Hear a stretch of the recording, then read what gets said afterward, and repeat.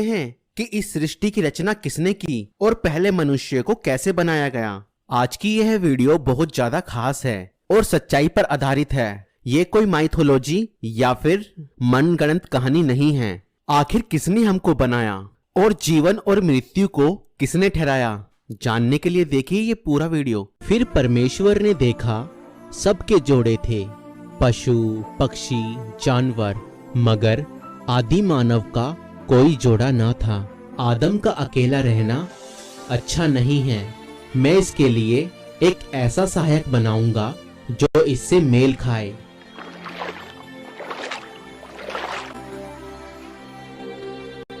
और फिर वापस मिट्टी में मिल जाया करोगे, क्योंकि आग की तलवार तुम्हारे और मेरे बीच में गिरने वाली है। हमारी ये भेंट स्वीकार कर।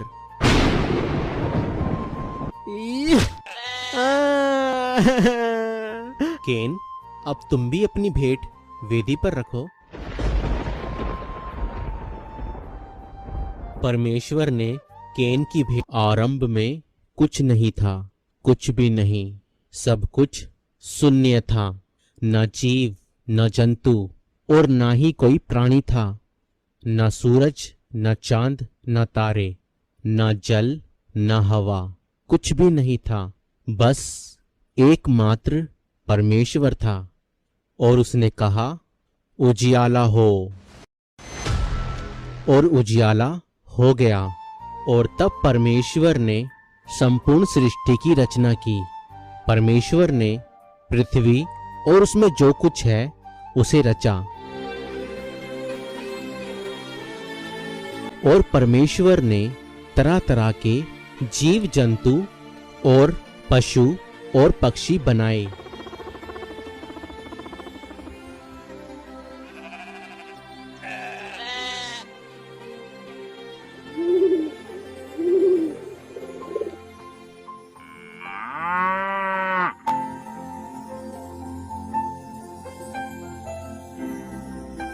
और परमेश्वर ने स्वर्ग जैसी एक वाटिका बनाई, जहां पर कोई दुख और पीड़ा और मृत्यु नहीं थी। और फिर परमेश्वर ने पहले मनुष्य आदम को भूमि की मिट्टी से अपने स्वरूप में रचा।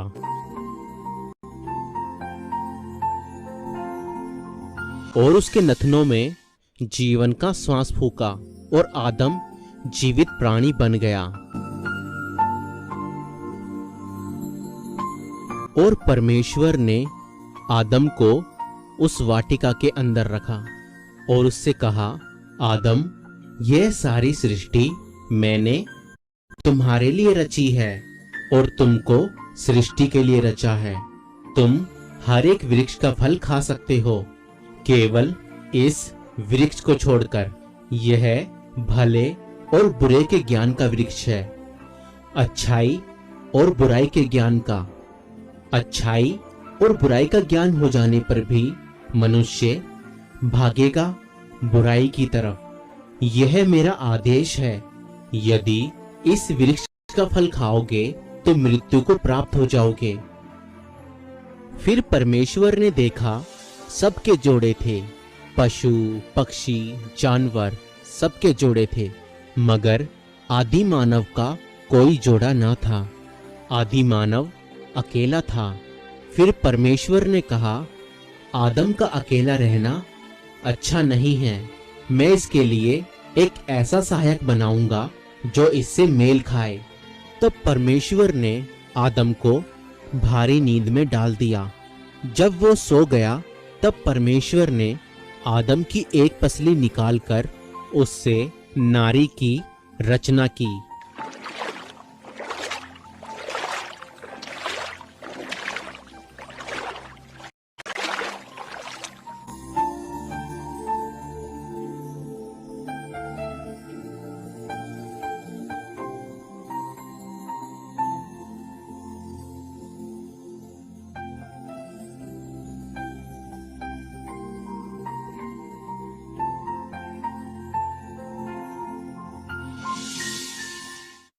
मैं आदम हूँ और तुम मेरी ही हड्डी और मांस हो, इसलिए तुम्हारा नाम हव्वा यानी जीवन होगा, क्योंकि तुम सबकी आदि माता बनोगी।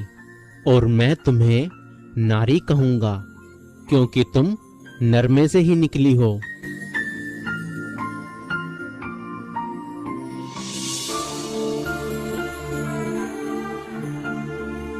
हव्वा